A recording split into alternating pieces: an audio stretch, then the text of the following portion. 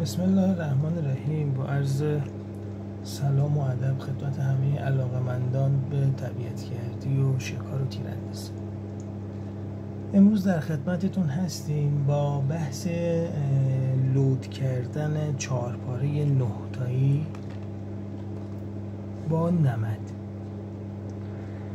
خب دوستان، همینطور که میبینید بنده پوکه رو از قبل بادگیری کردم، چاشنیش رو عوض کردم و آماده ریختن بارود کردم.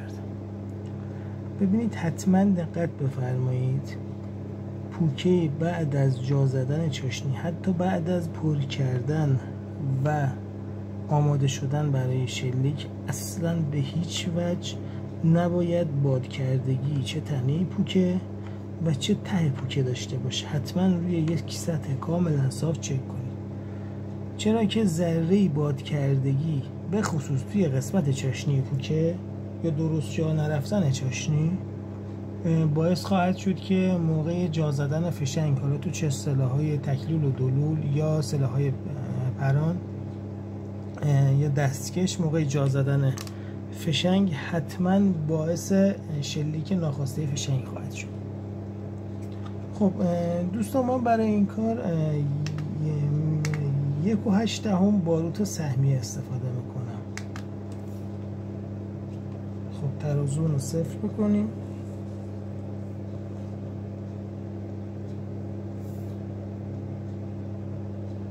خب 1.81 دست نمیزن. خب بعد از ریختن باروتمون اول یه دور مقوا میذاریم روی باروت.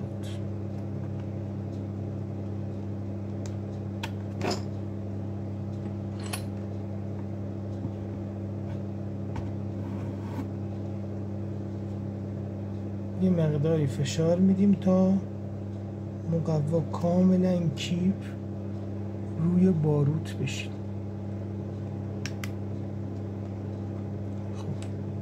بعد از گذاشتن مقوا یا یه تلقی یا یک ورقه فویلی، حالا ورقه فویل هم مفصلا در خدمتتون هستیم، یک تلقی قرار میدیم به خاطر اینکه مراقب باشیم چربی از نمد نفوذ نکنه. خب توی مرحله بعد یه سری مقواها هستن، معمولا توی خوره هست، حالا تقویمای رومیزی، بعضی بسته‌بندی ها، بعضی چیزا، مقواهایی که روشون روغنیه، یه طرفشون حالت روغنی داره.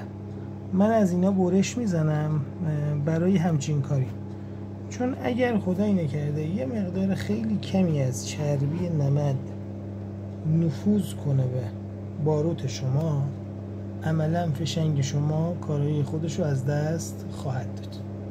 خب بعد از گذاشتن مقوا نوبت میرسه به نمد.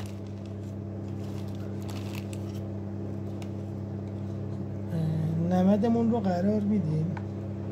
ببینید من شدیداً اعتقاد بر این دارم که نمد باید نرم و فرم پذیر باشه. ببینید چربی نمد کاملا خودشو نشون داد، کاملا خودشون نشون داد و زد بیرون.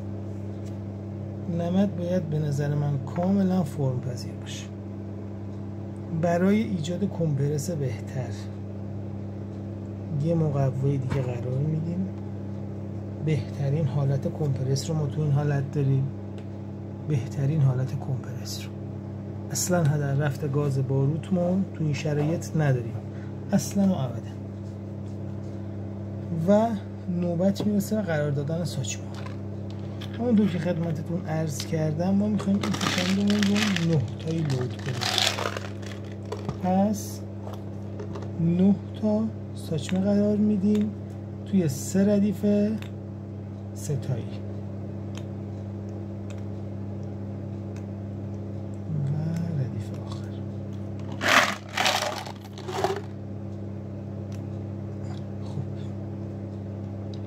3 ردیف 3 تایی ساچمه و مرحله آخر تلقمون رو قرار میدیم.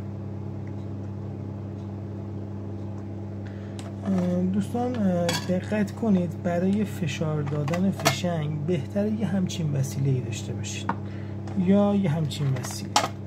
اینو من از داخل یه چرخ خیاطی در آوردم، چرخ خیاطی های قدیمی. اینم دادم ساختن، قبلا تراشکار دادم ساخته. این جای چاشنی خالی باشه، پشت چاشنی خالی باشه. خدایی نکرده موقع فشار دادن به فشنگتون یه لحظه یه فشار ناخواسته ای اگر روی چاشنی بیاد، منفجر شدن فشنگ همونه. خب ببینید الان این فشنگمون رو ما لود کردیم. شما میتونید ببینید پوکه شفاف. اگر هر گونه نشت روغنی از نمد به سمت باروت هم باشه، توی این پوکه کاملا معلوم خواهد شد. کاملا معلوم خواهد شد. بهتر فشنگایی که از نمد استفاده میکنید از پوکه های شفاف استفاده کنید تا هر گونه نشتی روغنی، هر ایرادی که شده خودشو نشون بده.